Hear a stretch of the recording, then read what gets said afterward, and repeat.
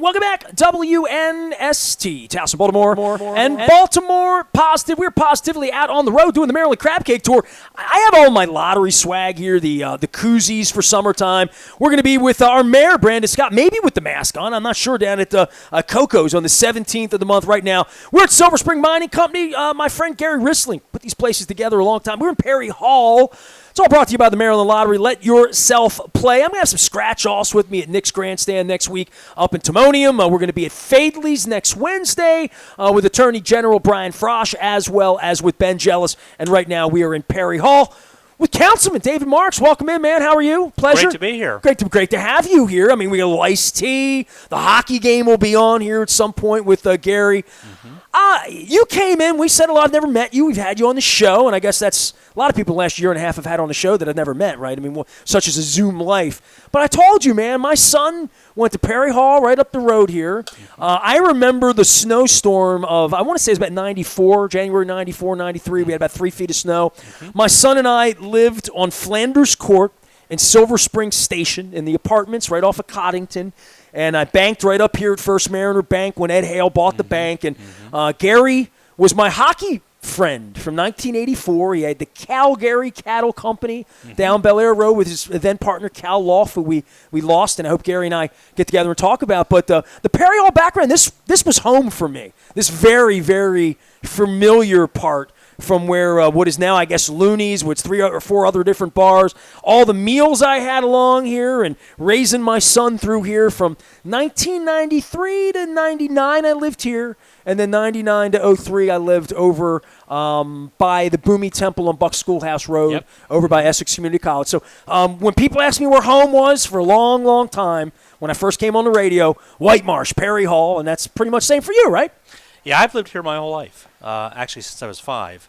And, the neat thing about this place is it's grown tremendously. Huge. A lot of growth, a lot of development. I keep telling my wife there really was a marsh. There was, yeah. And it's grew very fast. I mean, it grew.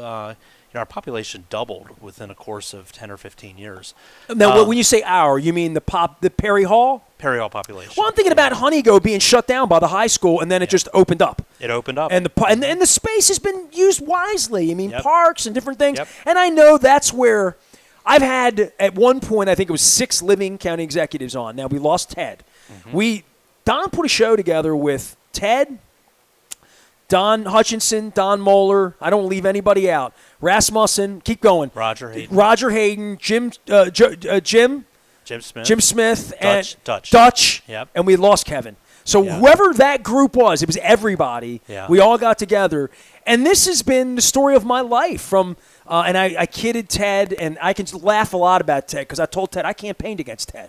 I campaigned for John Coulihan. Oh, my gosh. The Lion of Halethorpe. Yeah. John Coulihan got my parents, kept me from going to Venezuela and being abducted as a kid. Truth. My father was trying to run out of the country with me, and John Coulihan got involved. So we campaigned for John against Ted. Yeah. And Ted said, I beat the hell out of him. You know how Ted was, right? Yeah. But the Baltimore County executives, going back to the criminals, and we're going back 50 years, right, that this has been a well-run county. Don loves to brag about that, and talk about it, but it's not lip service. Baltimore County against the country has done pretty well during the course of my lifetime. Educated me well as well. It's been governed by conservative Democrats and moderate Republicans. And both parties have kind of focused on, keeping the tax rate stable, not raising taxes, and fostering development and using the surpluses you get for public works, for parks, for schools, things like that. And so it has been well managed. The bond rating has always been excellent. And it's kind of produced this culture of moderation, I think. As a moderate Republican, that's it, right? I mean, the budgets, if we're out of whack doing that, even like in a household, it doesn't work. So that's where the Republican in me comes out. When you start talking about let's take care of the money, I'm all for that. I mean, and I've always been for that. And I think that well-run municipalities have that. If a well-run municipality gets too liberal with money, just with money, you get Connecticut. You're broke, right? I mean, your municipalities that are bankrupt and have no bond rating and can't get money and can't attract investment or business investment, right? Yeah, and that's even what we've tried to do over the past year. I mean, we suddenly have these surpluses. And, the Republicans would honestly like to see taxes cut a bit. But, I mean, you want to put your money from surpluses into things like roads and schools and infrastructure that doesn't balloon your payroll. That's where you get in trouble when you don't have surpluses. And so, the county executive, and I credit him for this, he put that money into things like school construction and repairing roads. We have 4 miles of Joppa Road being resurfaced. That's huge. That's good stuff. Well, it's good for their businesses, too. Yeah, absolutely. And ingress and egress. And listen, I live downtown, and, it says Baltimore Positive right here on the label, Sure. right under where you are. And this thing was born out of me living over here for 15 years, renting and buying, and then moving into the city. I've owned 2 properties in the city. I own 428 Kane Street. I bought the day I turned 18 years old, a couple weeks after that, in December 1986. And I bought it for $48,000 in 1986, and I sold it in 1999 for $44,000. Wow. Okay? So that was and that would have been Patterson High School, Kane Street, that area. And so I lost money on, the first investment of my life. I've lived downtown for 18 years now. I bought it in 2003. And I'm about to lose money. I'm about to sell my condo for less after putting $150,000 into it, less than I bought it for. And there are potholes in the city, and I'll talk to Brandon about this. He'll be with us at Coco's. And this isn't a bitch session. This is a fix-it session. Governor Schaefer, who we feted this year on his 100th birthday, it wasn't about who. It was about fix it. Do it now. Do it now and get it done. And let's find a way to pay for it, because that's what good government does, right? And good government hires good people to do good work and pave a road where it's going to last for half a generation and not 3 weeks later be made out of cheesewood, right? That's the best part of local government. I mean, the best part is you see the results. You see the tangible results of things you get done. And because we have to get things done, we can't squabble. It doesn't say the Republicans and Democrats agree on everything. We don't. But they can all go home from Washington to Iowa or wherever they are, right. and you have to go home to Bel Air Road and go out and eat tonight at White Marsh. That's right. And I have to get things done. We have philosophical differences at times, but we agree to disagree, and we move on. David Marks is our guest. We will have philosophical differences. He's Republican. We're up here at Perry Hall. Agreeing on everything. I think I said this to you because I don't even know you well. I said, dude, I'm left of Bernie Sanders on a lot of issues, and that's great. I'm right of Donald Trump on some that piss off Mueller, like the death penalty. You know what I mean? Like I just feel differently about it, right? And than a traditional liberal Democrat or socialist or whatever they're calling me this week. And they've called me a lot of names over 30 years. But, I've seen the city deteriorate, and that's why I started Baltimore Positive. And I think part of that is trying to be solution-oriented, not complaint-oriented, right? And I think it can be so divisive. I remember when the PTAs were the only place people fought, right? 40 years ago. Now that's sort of spilled out onto the internet, beyond PTAs, across politics to vaccines, and things that I tell Don Moeller every day, and I know you're in education too, Dave. 1973, I went to Mr. Connolly up at Colgate Elementary, where we're cutting the tape next week, and I'll give you a chance to brag on your schools, with Johnny O. And the first thing they said to the McGurkins, my parents, is young Nestor here, is he vaccinated? Does he have his vaccination? Because we can't let him into school. We got measles, we got mumps, we got things going on here, And my mom's like, I lost my aunt to polio. Oh, really? It made sense, and no one ever questioned it. We're at a point now where getting a vaccine against an obvious plague that's documented through science, through everyone, credible, that this has become a fight for constituents everywhere at every workplace. Aaron Rodgers has this problem this week, right? Oh, yeah. Absolutely. I mean, the cleavages in society have become so profound, and so much so that, just Democrats won't speak to Republicans and vice versa. I think we did come together a bit in the beginning part of this pandemic, but then we just split right apart. It's frustrating. What do you see as the biggest problem? As a councilman here, if we're having a beer and I say, what's the biggest problem in your district? What would you say? Or give me the 3 biggest things that someone, if we're sitting here at Silver Spring, would come in. What are the first 3 things I want to hear them complain to you about that's on your desk? Crime. I mean, crime's the number one issue, quite frankly. Okay, fair enough. Public safety, the sense that, The city's problems are spilling over. Fair enough. And I've seen that in the paper all month long, and people are railing about crime rates. And are we solving crimes? Right. Are we solving them? Someone comes up and robs Gary here. Do we find that person? Do we catch that person? Mm-hmm. Right. Do we? We have a pretty good police department. We really do. We have a police department that has generally had very high clearance rates. And we didn't have a lot of the sort of problems when you had the Freddie Gray situation, not Freddie Gray situation, the situation, the Floyd Brown situation. George Floyd. George Floyd. Go I'm ahead. sorry. So we're talking about a year and a half ago, Yeah. but not 2016. So we were able to have civil disobedience and protests and such, but nothing ever became violent.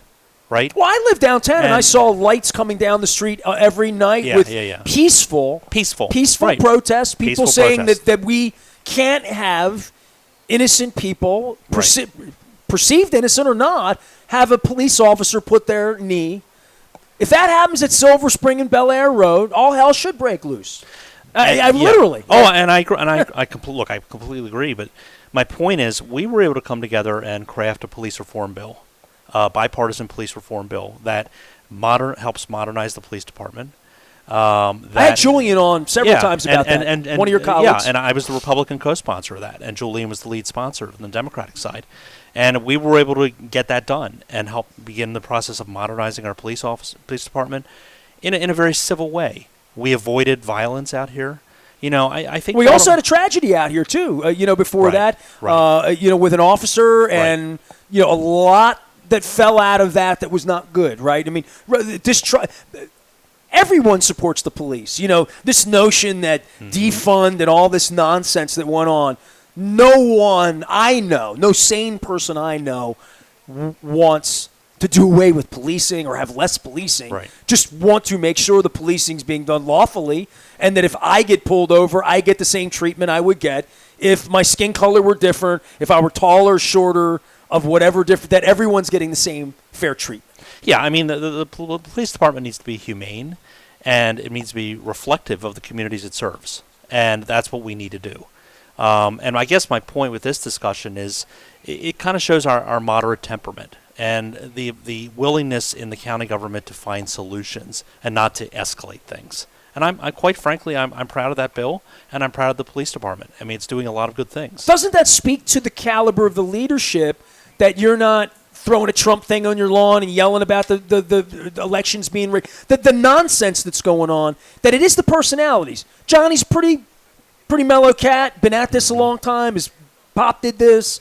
There's a lot of, when the bunch of you get in the room, I say, all right, there's some different beliefs in there, but the people in the room are literally serving the constituents. They're serving the real issues that are going on, not performative issues, right? Because we have enough to do without performative nonsense. I mean, especially during the plague, and just trying to keep hospitals right, population safe, working people working. I'm going to have Rob Santoni here from Wise Markets a little later. Great guy. Right, great guy. Yep. And trying to keep groceries going. The basic things. I mean, our society was broken down to its core a year and a half ago in a way that none of us, Gary here at Silver Spring, nobody could have prepared.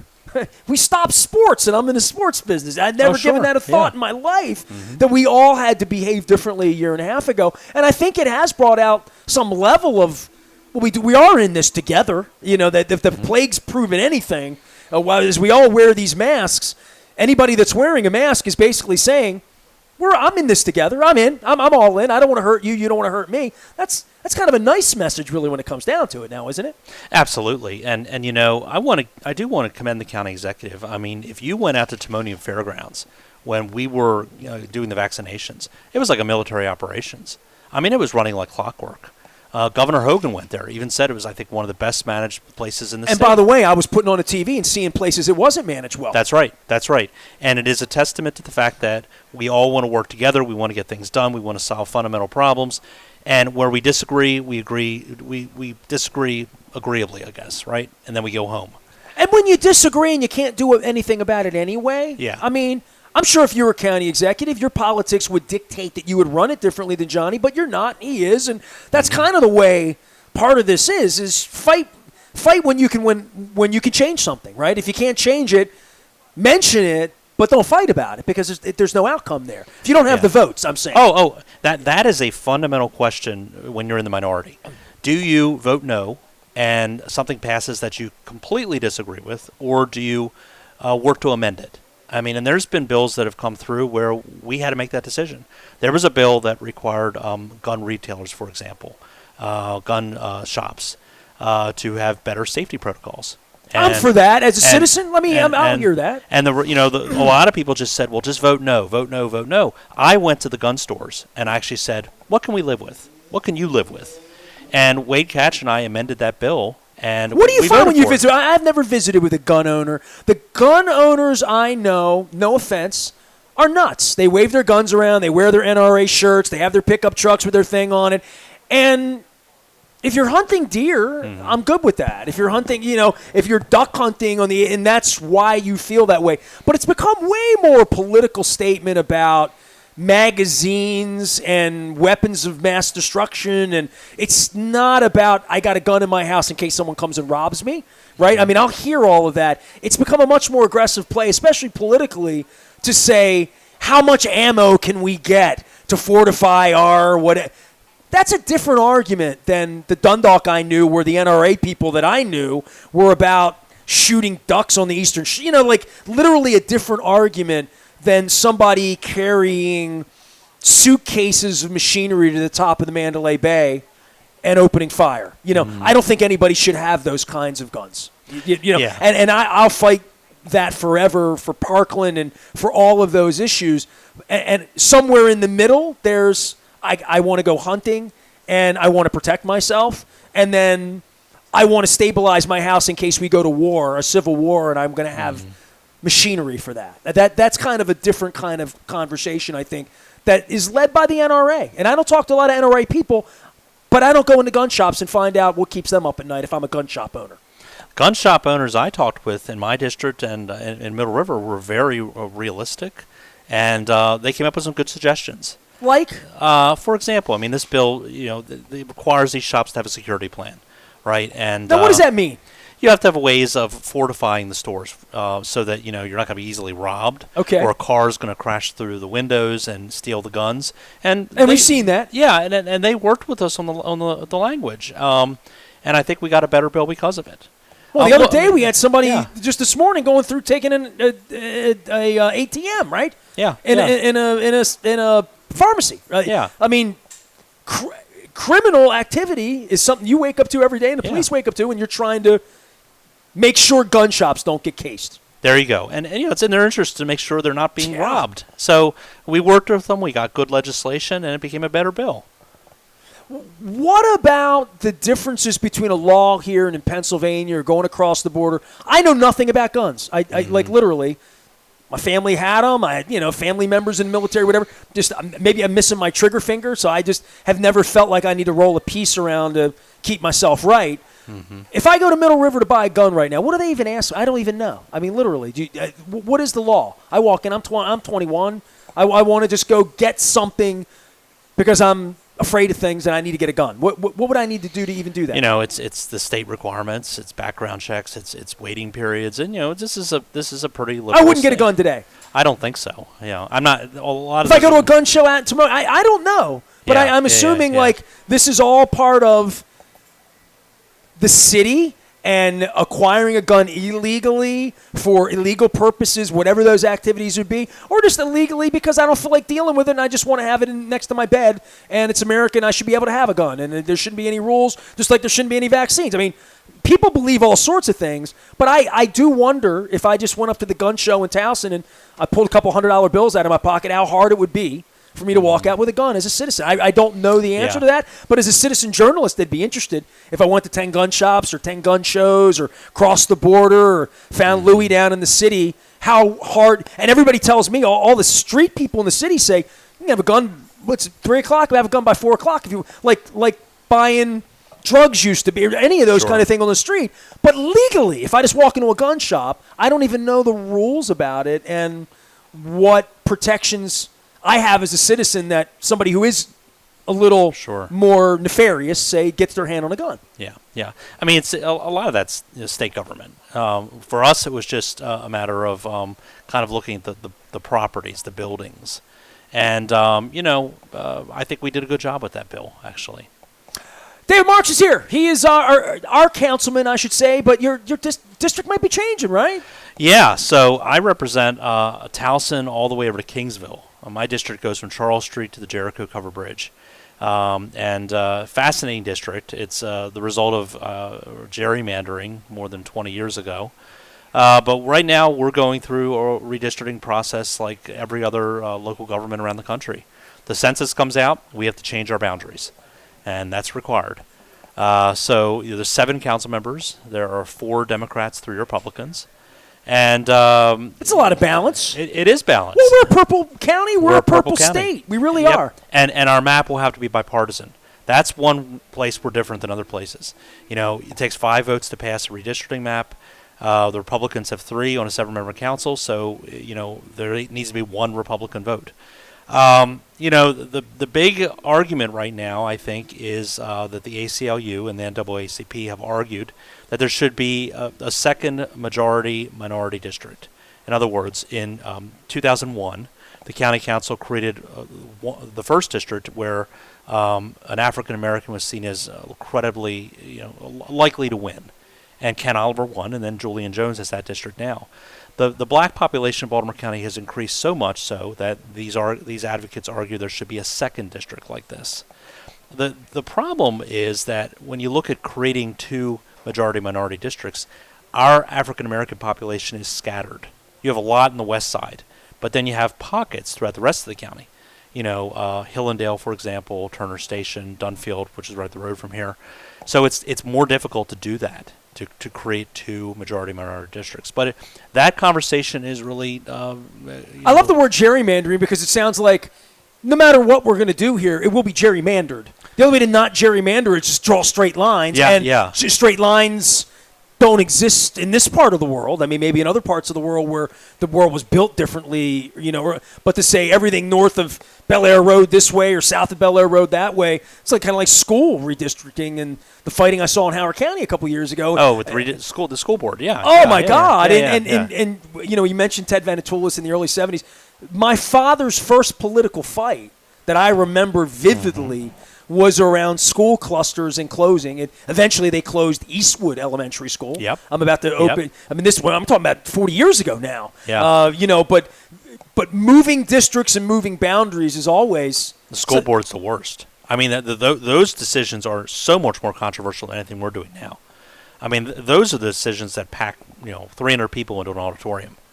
Well, I said the original arguments of PTA meetings. Absolutely. But anyone who doesn't like a map is going to say a district is gerrymandered.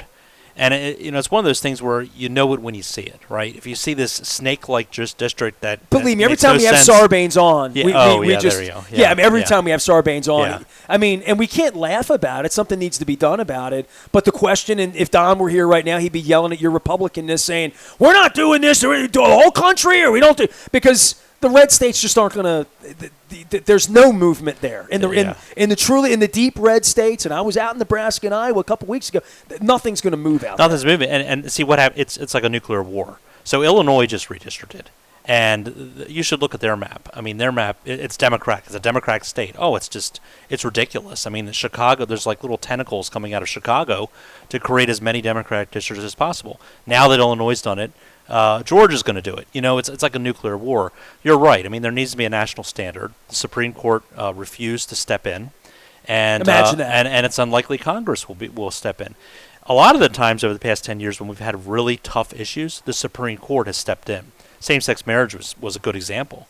The Supreme Court basically established the law there. But this court is not choosing to get involved in gerrymandering, so it's probably going to get worse. David Marks is here. We're doing the Maryland Crab Cake Tour. It's presented by the Maryland Lottery. Let yourself play. I'd hold my little thing. I'm like out of beverage already. I'm running. I got to hit Gary Risley. We're at Silver Spring Mining Company. We are in. Is this Perry Hall or White Marsh? This is Perry Hall. Definitely? Yeah, this is definitely Perry Hall. What becomes White Marsh to you?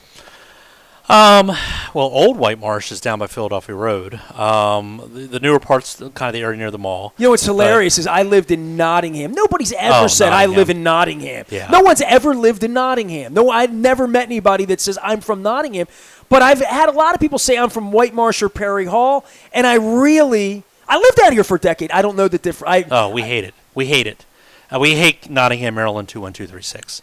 And there's a reason why that stuck. So Helen Bentley was congresswoman in the 1990s, and she got a post office built over by the mall. And I think they were looking for what to name this area, and they just decided to say Nottingham, Maryland. We hate it. We absolutely hate it. It's not a real place. Nobody's ever said they're from Nottingham. Well, there's a Nottingham over by like Campbell Boulevard in that area. But nobody claims it is home. They call it they say 11 White Marsh is what they would say, right? Yeah. So and Perry Hall's we've been around since 1775. We're coming up on our 250th birthday. You're a Perry Hall graduate? Yep, 91. Right. 91. You're 91. A Gator. All right. I'm a Gator, yeah. So I was 85 Dundalk, so we were never like in high school at the same time. And then I moved out here right after you graduated, I guess. I moved out here in 93. Yeah. And lived out here very happily. I mean, I've told this story, and I offended somebody with it last week, but it's normal. Who did I offend? I offended somebody. But I said I was looking for a place to send my son to school. And I was living in Dundalk and went to Colgate Elementary. And I'm not telling anything I wouldn't say. Holabird Middle School was the worst experience of my life. I hated it. I hated every part of it. I just did. I hated it, and I still hate it. I'll tell anybody I hated it. I made some experiences there, but I didn't want my son to have that experience. I didn't like my experience at Holabird. And I was doing a little better in life, and I could move somewhere. And I had never really thought about moving. I told you, I lived on King Street in the city, and I wanted to move where my son would have a better – I wanted my son to have a middle school and high school experience. So I guess I was kind of the angry parent, but I wasn't the PTA parent, but I was making a decision. And I went and visited Dunbarton Middle School, and I visited Pot Springs Middle, and I visited Perry Hall Middle. And I think Don was the superintendent or on that road for that period of life. And I became that parent saying, where am I going to live? And I was going to rent. And I picked Perry Hall. I knew some people that went to school here. And maybe this is Don would love this because the Gifted and Talented program in the late 70s fed Dundalk. So the whole Northeast bussed, and they were the little buses, from Perry Hall, Overlea, Loch Raven. And I can give you the kids' names that I knew. You know, Ross Chasen from up here in Perry Hall, and Amy Lauer, and Ingrid Kolstad, people that would have gone to Chesapeake or would have gone to Kenwood. Bustin, Frank Vanek, my dear late friend that would have gone to Overlea. They were all brought down to Dundalk. So I had friends, girls I knew. Stephanie Weed knew. I took to my 9th grade prom from Perry Hall. So the gifted and talented kids from this area came down. So I was familiar with Perry Hall, going to the mall in White Marsh and spending time out here, that I wanted my son to have a better education. And this is what I thought in 1993, 4, 5 to get him into a 7-year program, 5th grade through 12th grade like that, get him integrated into a different life. I picked Perry Hall for the life of my son. How about that? So right around the time that you were in high school, probably visiting right around that time. Yeah. This has always been a great place to live. This is a terrific community. I mean, if you drive along Honeygo Boulevard, we have 5 parks along there. Either they didn't exist when I lived here. That's right. Well, actually, we have 4 that are there now. We have a new 22-acre park that we're going to be building off about a half-mile away from Honeygo Boulevard. The little park on King Avenue behind Essex was one that I used. Well, that's going to be a middle school. Oh, beautiful. But there'll still be ball fields. Okay. So that's going to be a middle school we're building. We're building a new elementary school. We have strong neighborhoods here. We have a sense of place and history. David, I saw 43 come in. Oh, I remember that. Right. I mean, I lived here when 43 came in. Yeah. I mean, and then 43 extended in the last 15 years. Right. That was a Jim Smith project, I believe. Into the cabinets here. I was chief of staff under Ehrlich when that happened. Actually, yeah. And that. Well, the road to the airport that now is where the Michaels is and the Royal Farms. All of that. Yep. Yep. And that may be my new district. And boy, has that opened up opportunity. I mean, Eastern Baltimore County has tremendous potential, and that project has really opened up access over there. So I mean, we got water too. Yeah, we got the water, and I think there is an argument. Kathy Bevins and Todd Crandall make this argument all the time. We don't market that enough. the waterfront. I got to get Todd on the show. Yeah, I mean, I've known Todd all my life now. I went to high school I didn't with Todd. know that. Oh, Todd wrestled the whole deal. Yeah. Todd was a Hawk. Yeah, Todd and I don't agree on much politically, but I love him. We've been together for a long time. I've known Todd forever. And he's each of the council members have things they can really point to with pride, right? I mean, Todd is Trade Point Atlantic. What a tremendous boon that has been. I have Aaron Smarkio on all the time. My dad I was at College Republicans with Aaron. Well, I grew up, in Dundalk. My dad worked at the Point, so that is, kind of holy. Sure. Area and very polluted and very toxic in many cases, that it took LNG plans, all of that to come to a point where people go to work there every day. Yeah. And every year they love to brag, and I'm sure you'll brag and Todd will brag, all of them, that there'll be more people working there 5 years from now than there are now, right? Yeah.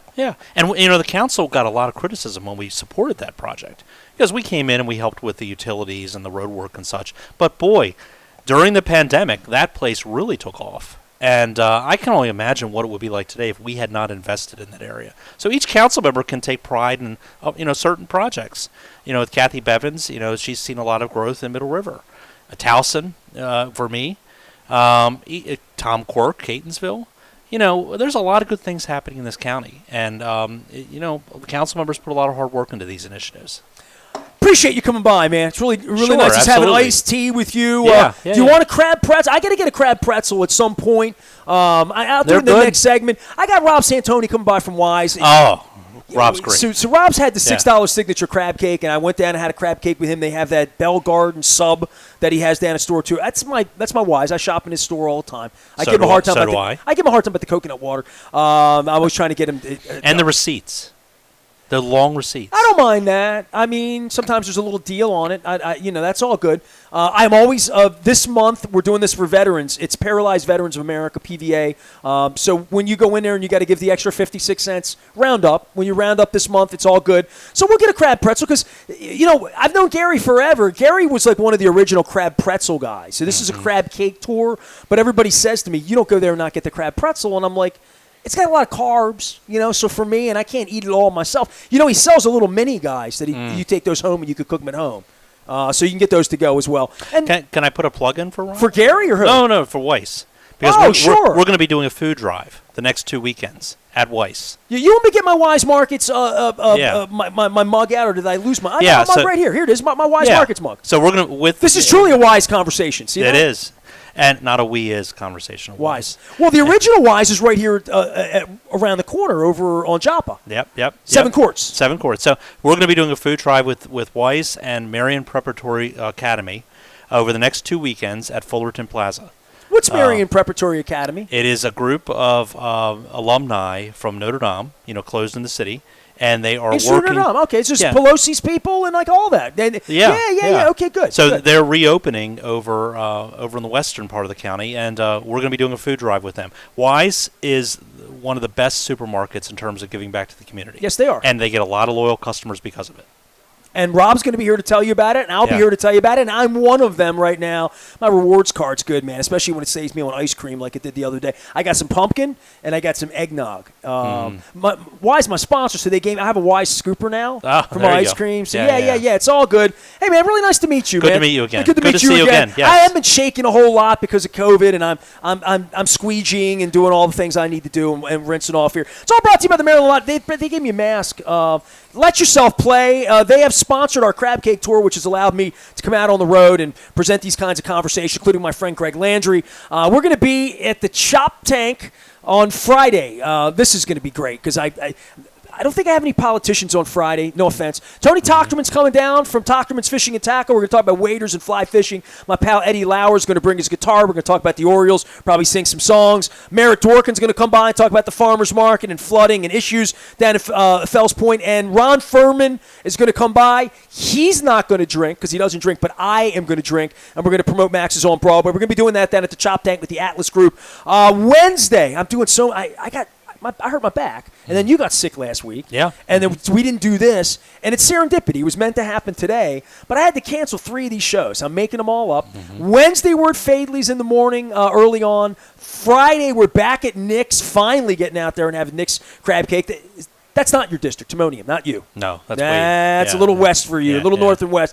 And we'll be out at the racetrack. That's next Friday, 2 until 5. And then with our mayor, Brandon Scott, back in the city of Cocos in Lauraville. Haven't had a Cocos crab cake since like last century. Oh, that's a great place. So I know Marcella well from my days, believe it or not. I had Greg here from the Emerald Tavern. Back in the day when I watched the Houston Oilers over there before the Ravens existed, and we'd have potty parties and play the YMCA with Harvey.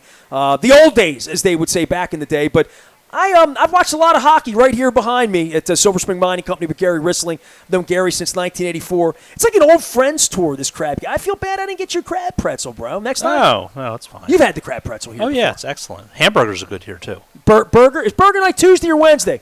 Wednesday night. Yeah, Just check. yeah. See, I read the small print, and the little crab pretzels, you get those to go now, right? Package to go. Frozen. Done. All right, I'm going to get a fresh one at some point. Rob Santoni's my next guest from Wise Markets. My thanks to Councilman David Marks joining us here. We are in not White Marsh. I was wrong all along. We're in Perry Hall. We're in Perry Hall. We're at Silver Spring Mining Company. It's all brought to you by our friends at the Maryland Lottery. Let yourself play. I'm Nestor. We are WNST, AM 1570, Towson, Baltimore. And we never stop talking. Baltimore, positive.